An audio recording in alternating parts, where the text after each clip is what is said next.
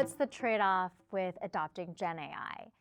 Well, let's talk about AI technologies more broadly, because this is sort of where we have much more insight in terms of what the adoption of some of these technologies could potentially be crowding out. One of the general assumptions that I see when I talk with firms is the focus around the value that generative AI can deliver, which of course makes a lot of sense. It can provide a lot of value in different ways, whether operational or strategic, for lots of different organizations.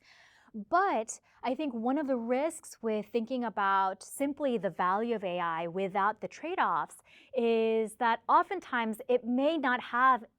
the intended consequences within the organization that we hope for. So for example, we often believe that adopting AI across the organization will free up a lot of human cognitive capacity to focus our attention and our effort on the cognitively harder tasks that we still cannot automate with AI technologies. And this may in fact be the case, and one of the key challenges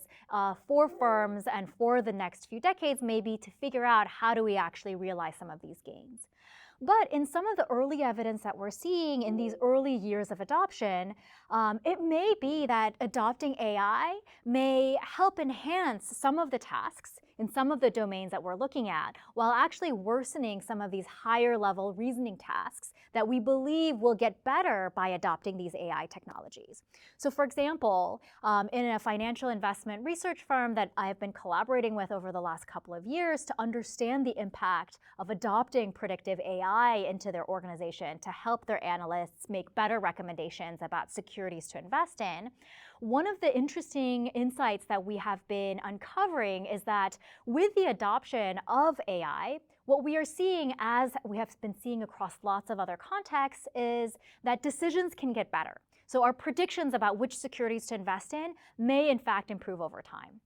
And what we thought of, at the outset was that adopting this technology would then allow these analysts to better reason about why is it that this security might actually perform better? Can we provide a better explanation to investors about why this might be the case? And what we're seeing is that, in fact, even when decisions improve as a result of adopting AI, the explanations and the reasoning that decision makers can provide, which is very important to persuade different stakeholders, whether they're employees or they're investors, may in fact worsen over time. And if it is the case that our ability to reason about decisions and explain decisions actually deteriorates over time, this is a really big challenge, and we need to really think much more about how do we adopt AI in a way where we can actually realize some of the value from it while potentially redesigning the process to ensure that we don't see some of the downsides that might